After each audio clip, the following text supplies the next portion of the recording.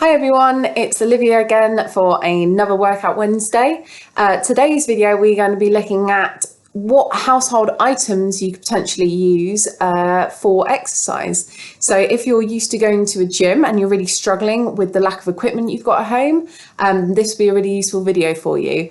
Personally, I have a kettlebell, luckily, and a skipping rope, so I've been able to do a lot of body weight exercises, but also some weighted things with my kettlebell. I know other people aren't quite so lucky, and it seems that everywhere online, gym kit is selling out and no one can get their hands on any sort of weights or anything like that. So what we will look at today are different things that you've definitely got in your house that you can use for a whole variety of movements, and I'll go through what those movements are. So I hope you enjoy. So the first thing that I know people have been struggling about is weights. So if you're used to going to a gym and using a barbell, kettlebell, dumbbells and haven't got those sort of things indoors, then we're going to go through a few things that you can use instead. So starting really simply, if you're very new to exercise, but you've been doing some bits and you feel like it's been a bit too easy and you want to sort of up the stakes, you can grab yourself some tins, okay? So obviously they're only about 400 grams each. They're not going to add too much weight to your workouts, but you can do a lot of upper body movements that actually get quite tough the longer that you do them, just with a little bit of added weight. So you could do things like bicep curls, you could do things like pressing, overhead pressing, and one that I know does get really tough, even with such a small weight, is to do side raises into front raises. If you do a few sets of those, you will definitely feel the burn. And obviously, you can then up the stakes from tins to milk jugs. So obviously making sure that you've got equal amounts in each. You don't want to be doing one like this, which is nice and light, and this one, which is a full one. But, you know, if you've got two empty jugs of any sort, you could fill it up with water and you can do exactly the same sort of movements, bicep curls, you can do overhead presses, you can do side raises, and you can just keep adding weight as such. You can do half a jug, full jug, whatever you find is going to be difficult for you. Another way to add resistance to your workouts is to potentially grab a backpack and fill it with some items that's going to make it into a suitable weight for you. Obviously stick it on your back, and then when you come to do any sort of body weight movements, for example a squat or a lunge, you've got that additional weight there to make it a little bit tougher. You can do the same sort of thing with a duffel bag as well. So if you've got sort of a typical gym bag or duffel bag, you know, you can turn it into a sandbag by sticking some weight in there, filling it up with loads of clothes that you're maybe going to take to a charity shop, something like that, and you can use that, sling that around with as a weight too. So another household item that is really useful, especially for doing some core work, is a tea towel, or anything that's capable of sliding along sort of a hardwood floor. So it might be tea towels, it might be hand towels from the bathroom. You know, I've seen people using throwaway plastic plates, you know, anything that's going to give you that sort of slide. And what you can do, for example, is you can put the towel at your feet. You can get into a plank position and you can do tucks. You can do, if you had two separate towels, you could do mountain climbers. You can do pike, so bringing yourself in like that and out. Or alternatively, you can swap the towel around and have it on your hands.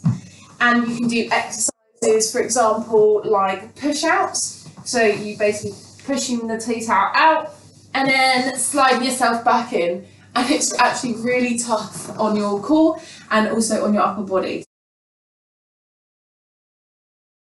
Another really versatile household item that you can use is a chair. So there's quite a few different exercises you can actually do with a chair. For example, you could do tricep dips, which basically means you start with your arms extended on the chair. You can put your legs out, or you can have them here, which makes it a little bit easier. And all you're going to do is dip down to the floor and push up again. You should feel a nice burn in the back of your arm, which is your tricep here. Another exercise that I've been doing a lot of with the chair is step-ups. So if you take us back to earlier when we were talking about weighting some of those body weight movements, you can either do a step-up normally without a weight, but you know, if you want to make it a little bit harder, you can put your backpack on with a little bit of weight in as well. I've been doing a lot of those.